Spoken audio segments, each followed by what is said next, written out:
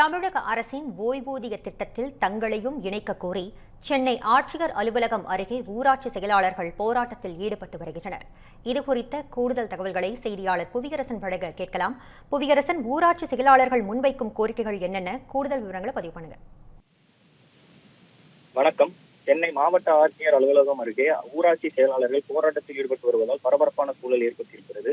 தமிழக அரசின் ஓய்வூதிய திட்டத்தில் தங்களையும் இணைக்க வேண்டும் என்ற கோரிக்கையை வலியுறுத்தி சென்னையில் தொடர் காத்திருப்பு போராட்டத்தில் ஈடுபடப் போவதாக அறிவித்திருந்த தமிழ்நாடு ஊராட்சி செயலாளர்கள் சங்கம் கடந்த 6ஆம் தேதி சைதாப்பேட்டையில் உள்ள பனங்கல் மாளிகை அருகே போராட்டத்தில் ஈடுபட்டு காவல்துறையினரால் கைது செய்யப்பட்டனர். அதனைத் தொடர்ந்து தமிழக அரசு தரப்பில் ஊராட்சி செயலாளர்கள் சங்க பிரதிநிதிகளுடன் பேச்சுவார்த்தையானது நேற்று நடத்தப்பட்டது. அதில் தங்கள் தரப்பு கோரிக்கையை ஊராட்சி செயலாளர்கள் சங்கம் எடுத்துரைத்தனர். தமிழக அரசு தரப்பில் அதனை ஏற்க மறுக்கப்பட்டதாக கூறப்படுகிறது. அதனால் பேச்சுவார்த்தை தோல்வியில் முடிந்தது. அதனைத் தொடர்ந்து தங்களது கோரிக்கையை முன்வைத்து சென்னை சேப்பாக்கம் பகுதியில் உள்ள சிவானந்தா சாலையில் நேற்று போராட்டம் நடத்தியிருந்தனர். இந்த நிலையில் 3வது நாளாக தங்களது போராட்டத்தை ஊராட்சி செயலாளர்கள் சென்னை மாவட்ட ஆட்சியர் அலுவலகம் அருகே இன்று நடத்தி வருகின்றனர். குறிப்பாக தமிழக அரசு அறிவித்திருக்கும் உறுதியளிக்கப்பட்ட ஓய்வூதிய திட்டத்தில் கிராம ஊராட்சி செயலாளர்கள் உள்ளிட்ட பணியாளர்களை இணைப்பது குறித்த எந்த தகவலும் இடம்பெறவில்லை என்ற குற்றச்சாட்டை தமிழ்நாடு ஊராட்சி செயலாளர்கள் சங்கம் முன்வைத்துள்ளது.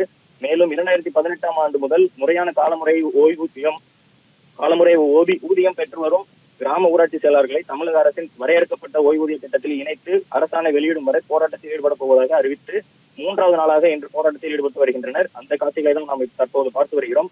தமிழக அரசு அறிவித்திருக்கும் உறுதியளிக்கப்பட்ட ஓய்வூதிய திட்டத்தில் ஊராட்சி செயலாளர்களை இணைக்க வேண்டும் என்பது இவர்களின் முக்கிய கோரிக்கையாக இருந்தாலும் கூட ஏற்கனவே ஓய்வு பெற்ற ஊராட்சி செயலாளர்களுக்கு குறைந்தபட்சம் ஓய்வூதியமாக மாதம் 15,000 ரூபாய் வழங்க வேண்டும் என்ற கோரிக்கையும் முன்வைத்துள்ளனர். 3வது நாளாக போராட்டத்தில் ஈடுபட்டு வரும் ஊராட்சி செயலாளர்களை கைது செய்வதற்காக 200க்கும் மேற்பட்ட போலீசார் போராட்டம் நடைபெறும் மாவட்ட ஆட்சியர் அலுவலகம் அருகே குவிக்கப்பட்டுள்ளனர். இதனால் அப்பகுதியில் பரபரப்பான சூழல் ஏற்பட்டிருக்கிறது. உங்கள் விரிவான தகவல்களுக்கு நன்றி Puviyarasan.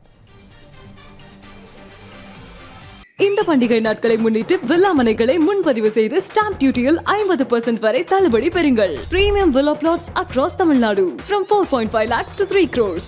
Bombay G Square. For details call 8939750009.